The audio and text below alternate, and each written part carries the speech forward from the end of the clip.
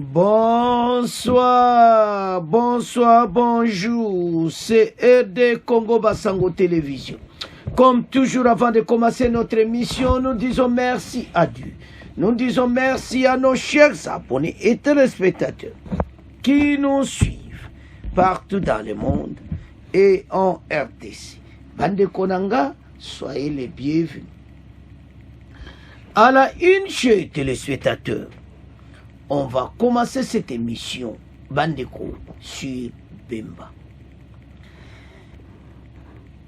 Bandeko, aloba ki penasi la constitution. Admisi ba secret moko oyo ba congolais ba yokaki. Et puis biso nyonso tolandaki yango. Toyokaki oyo église catholique va répondre, mais Bemba alobaki makambo eza ya solo. Hein? Il y a des personnes qui s'attendent des prêtres. Mais ata kuto ba yina Tshisekedi. Ata kuto Tshisekedi asala sokubino nini. Mais ti le lopé na yebaka te bo yina Tshisekedi pona. Bande ko sala mawa komona koma mboka na tsezani. Soko yo tuni bango boyi donc ba discours ba un contre le président Fachi. Sango, la tomboki, va y répondre. Mais en tout cas, Bemba le badi makambo, mais si la constitution va s'éclairer, il était clair. Et ça m'a kamako bombaté. Et ça m'a kamoté baye ces problèmes na o union sacrée o na IDPS oh non. Il y a le makambo eza vérité ngana pour toi lobby. A lui Fachi a tia que jamais qu'on va nous connaître à changer la constitution. Ce qui kabouya lobby. Bemba lobby, on a éduqué, va réviser ma point en nuance. Et puis, il y a auto bête à l'isolo, l'ennemi constitution, on a salakia. Et ça va secret des fois, au Congolais, fallait. Mais tout l'andaï, bon, après tout, continuer mission. Vous l'avez pas pris peut-être de mon entendement, du bon sens. Les ambitions de Jean-Pierre Bemba, candidat 2028, vous avez dit c'est trop tôt, mais aujourd'hui, peut-être avant l'heure, on est en plein dans un débat qui pourrait, selon certains, faire que Félix Tshisekedi rempile en 2024, en 2028. Qui a dit ça? L'opposition dit... Mais vous avez suivi son discours Oui, mais l'opposition dit aujourd'hui que tout est manœuvre pour pouvoir changer la Constitution et pouvoir se représenter. Est-ce que vous êtes pour ou contre révision ou changement de la Constitution? C'est bien que vous posez cette question. Je suis un des acteurs en 2003-2006 qui a participé à la réunification de ce pays, la réunification des armées, des administrations. On sortait, je veux dire, de 5 années de guerre et il fallait, dans cette réunification, mettre en place une constitution. Il y avait 3 composantes, il y avait des entités également, la société civile également qui participaient. Mais ces 3 entités composantes qui étaient ceux que vous connaissez, étaient ceux qui ont, je dirais, favorisé et poussé à la mise en place donc de cette constitution. Il y avait des particularités que nous avons dû accepter. Il y a des consensus qui ont été faits. Rappelez-vous, il y avait d'abord Sun City 1 et ensuite Sun City 2. Une des composantes n'a pas voulu participer. L'accord global et inclusif. Il a fallu maintenant aller à Sun City 2. Et il y a des composantes qui sont venues, bien sûr, avec des exigences. Je pense qu'aujourd'hui, et je ne comprends pas de quoi les gens ont peur, en fait, de la révision de la Constitution. Révision ou changement, attention. On parle de quoi, la révision du changement? Là, pour l'instant, on parle de la révision de la Constitution. Pas du changement. Mais qui a parlé du changement? On parle de révision de la Constitution. Augustin Kabouya, membre du président. Bon, je veux dire, vous nous poserez la question là-dessus. Mais ce qui est autorisé, je veux dire, de la Constitution, et qui est prévu de la Constitution, c'est la révision. Et je vais vous donner ce que je pense. Moi, je vois, à mon niveau, 4 articles qui pourraient nous aider à évoluer. Et certainement qu'il faut attendre que le président de la République a dit qu'il va mettre en place une commission. Je dis, de quoi a-t-on peur? Laissons cette commission être mise en place, mais je pense qu'il y a des articles sur lesquels on doit pouvoir discuter. Lesquels? La question de l'article 10, sur la nationalité congolaise, qui est exclusive. Exclusive. Une est exclusive et qui ne peut pas être détenue concomitamment contre une autre. Là-dessus. Aujourd'hui, vous avez des compatriotes qui ont dû quitter le pays, pas par leur volonté, soit parce qu'il y avait la guerre, soit parce qu'il y avait eu des problèmes politiques, et qui ont été, parce qu'on ne pas devenir apatrides, ont été contraints de prendre une autre nationalité où ils sont installés. D'abord en demandant le titre de réfugié, et qui ne permet pas que vous soyez réfugié, et puis vous allez à l'ambassade prendre un passeport là-dessus. Et qui sont devenus et qui ont la nationalité, le passeport, je veux dire, de pays dans lesquels ils sont installés, mais qui ont certainement de cœur sont toujours congolais. Oui, mais ça, il ne faut pas un changement de la Constitution. L'article 10 peut rester en l'état, il est exclusive, mais dans le code de la nationalité, on va sur l'irrévocabilité de la nationalité congolaise, oui, dire celui qui a la nationalité congolaise d'origine ne peut pas la perdre, sauf s'il décide de la perdre. Mais si on passe à la double nationalité, il y a le danger des voisins. C'est ça la crainte depuis toujours. Mais est-ce que ce débat peut avoir à un moment donné lieu ou pas? Parce que vous pouvez mettre des restrictions aussi dans ce débat. Donc ça c'est un exemple. Un exemple pour dire mais pourquoi est-ce qu'on ne peut pas en discuter? Okay. Moi je dirais là-dessous, sur cette question-là, arrêtons de nous voiler la face. Vous avez même dans les institutions aujourd'hui, et je ne citerai le nom de personne. Pas vous, hein? Pas vous. Non, je ne l'ai pas. Ok. Non, je posais la question. Non, mais vous pouvez y aller. Je suis tout à fait tranquille là-dessus. Oui. Ah oui? Ah bon? On a parlé de portugais. Non, pas du tout. Okay. Alors, pas du tout. Vous pouvez y aller, l'ambassade est là, vous leur demandez, ils vont vous répondre. Excusez-moi d'avoir posé la question. 4 articles. Premier article, voilà, 10. Le 13. Article 13. Vous savez, il y a le 13 et le 51. On a introduit les notions de qu'il ne faut pas de discrimination, que nous sommes tous égaux, la race, minorité et les minorités culturelles. Dans le 51, on parle de promouvoir bien sûr la coexistence des groupes ethniques et de la protection des minorités. Il y a cette affaire qui avait été introduite à l'époque de la spécificité sur les minorités qu'il faut faire très attention. Je ne suis pas contre, mais je dis simplement que en ce qui me concerne, et je l'ai dit au moment de à mes délégués en tout cas, parce que je donnais les instructions sur ces questions-là, si certains pensent qu'il faut absolument protéger et qu'il y a des notions de minorité, ça ne veut pas bloquer, je veux dire, la mise en place d'une nouvelle constitution. Mais moi, je disais déjà à l'époque, pour moi, il n'y a pas de minorité ethnique. Il y a plus de 450 ethnies dans ce pays.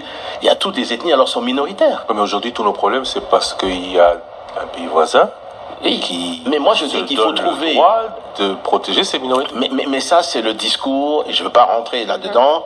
On pourrait avoir d'autres débats. C'est un discours. Mais je dis, nous, RDC, a-t-on aujourd'hui, peut-on confirmer qu'il y a des minorités, quelles qu'elles soient, au niveau des tribus? Est-ce que ça, ce sont les choses qu'on peut nous convenir et en discuter là-dessus au niveau de la Constitution? Il y a la question également de l'article 198, sur le choix de désignation de l'élection des gouverneurs de province, des sénateurs. Je suis très choqué de la manière, et vous le savez, la manière dont on devient gouverneur dans certaines provinces et sénateur là-dessus. Est-ce que on va continuer comme ça? Est-ce qu'on n'est pas en train de faire le contraire de ce que nous voulons tous? Alors, sur cette question-là, est-ce qu'on ne peut pas nous mettre d'accord pour dire que les gouverneurs soient également élus au suffrage direct, issus d'un parti? Est-ce que vous trouvez normal que vous avez les sénateurs qui sont issus d'aucun parti politique, lequel vous savez qu'il faut passer par des députés provinciaux, qui eux sont issus de partis politiques, et vous sortez sénateur? On ne se pose pas la question comment? Vous trouvez normal que des gouverneurs qui ne sont pas membres d'un parti politique, donc ne sont pas élus, qui doivent être élus par les siens d'abord, et pour faire le consensus avec d'autres, mais ils sont issus d'aucun parti politique. Mais les indépendants existent aussi. Oui, il y a les indépendants, des cas comme ça d'indépendants. Enfin, lorsque vous dites que vous êtes dans un parti politique, c'est pour concourir au pouvoir à tous les échelons. Et vous vous retrouvez comme ça dans des jeux parfois, dont vous savez lesquels. L'origine de la Constitution, vous parlez celle de 2006? Oui, bien sûr. Mais c'était les trois belligérants qui se sont mis d'accord, et la société civile a participé là-dessus aussi, pour pouvoir rédiger cette Constitution. Et ce n'est pas un secret, vous le savez, il y a eu des experts étrangers qui ont fait ça, et pas des moindres. Je ne vais pas citer des noms, mais il y a eu On parlait même qu'elle aurait été même approuvée par le Parlement belge. Je n'irai pas jusque-là, mais je sais qu'il y a des grands experts internationaux, des grands fonctionnaires de l'État internationaux qui nous ont aidés comme experts dans l'architecte de cette Constitution. Pardon? C'était pas un dictat? Non, c'était pas un dictat. Mais en tout cas, bon, je veux dire, on s'est mis autour d'une table. La Constitution, c'est aussi un travail de spécialistes, qu'on appelle ça le droit constitutionnel, et des constitutionnalistes. Donc ce n'est pas à la portée de tout le monde. Donc on a eu des amis à ce moment-là qui voulaient aider et qui pensaient aider.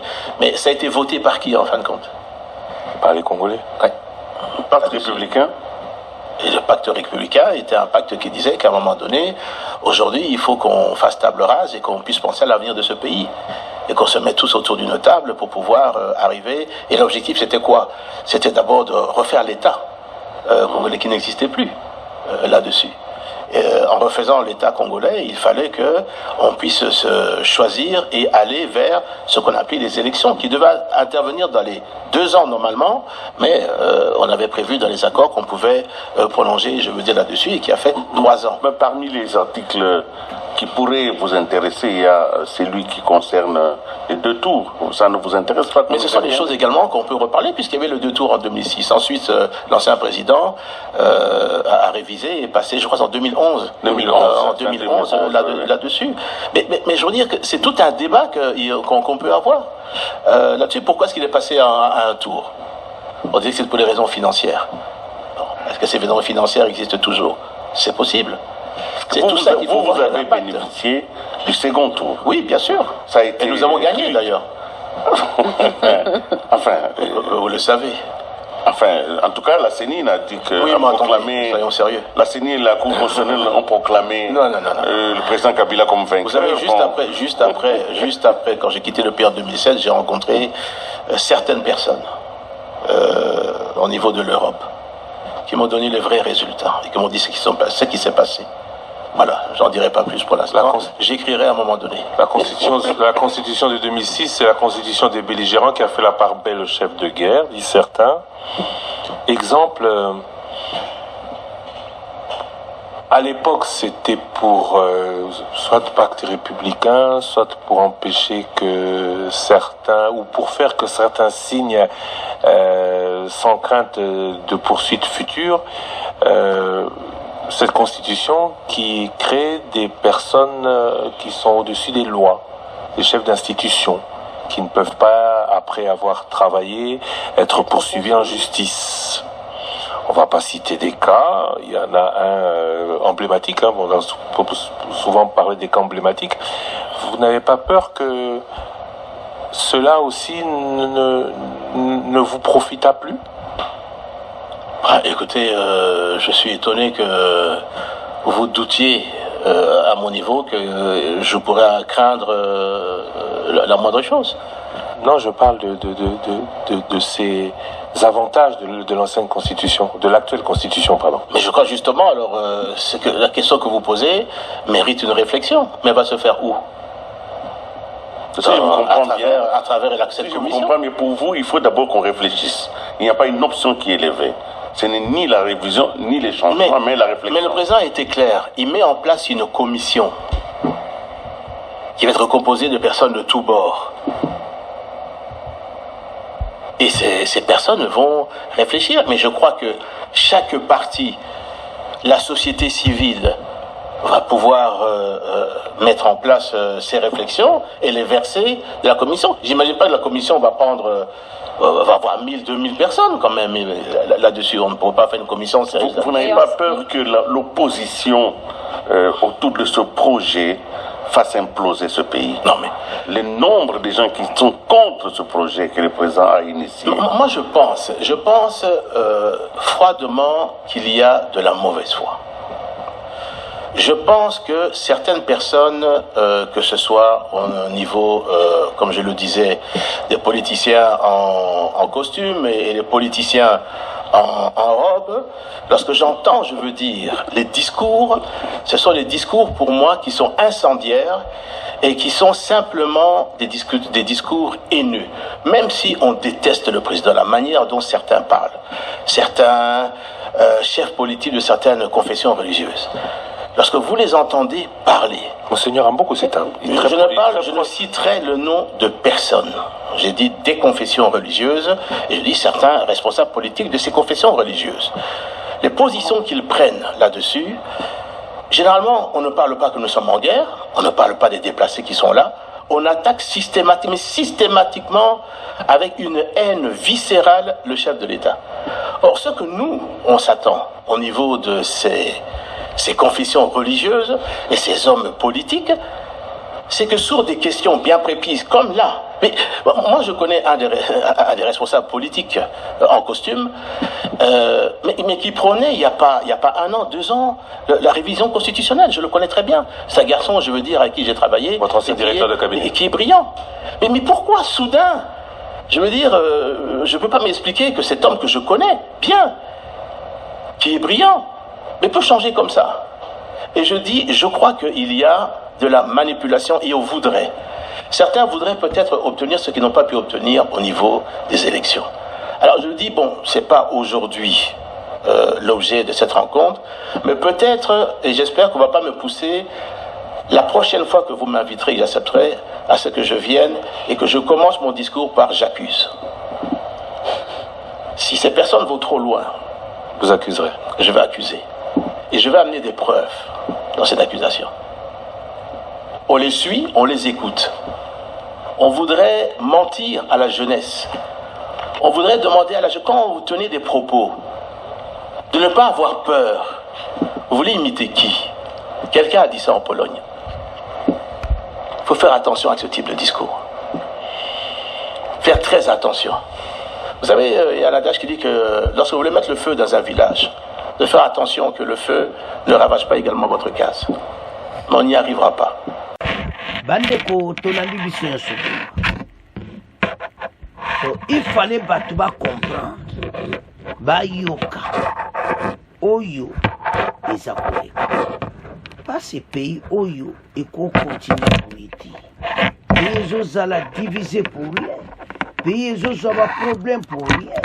Alors que makambo eza nango clair. Zomona.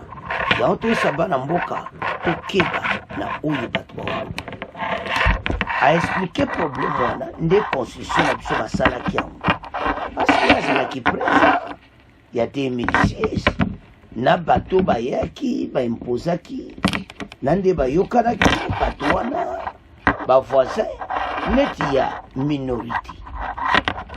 Les questions ya minorité il faut bachanger yango eza baja bavoisin mpona batuti baprotege bango eza bakama kobomba te me ya ye koede me basango bozotomboka pasi boza contre mokonzi. Soki totali mena na situation tozango omona clairement te bato mosusu baza contre mokonzi ya mboka. Non, tokomi pays oyo boye te. Pays eza pays faut biso nyonso totelema to avancer to comprendre que pays oyo ezosenga courage ya moto nyonso ezosenga bato nyonso batelema bacomprendre que pays oyo eza na besoin congolais nyonso atelema pour to avancer sur état oyo mboka tokuti. Donc c'est comme ça. Alors bato ebele baza kocomprendre te maintenant bamoni pena ke oui il fallait ça la bongo. Alors bana mboka Bemba alobi ba vérité nyonso. En tout cas tulandi ye les esuma kama ko distete o nyonso ba finga kabatika ko finga les chefs azawana pona biso nyonso.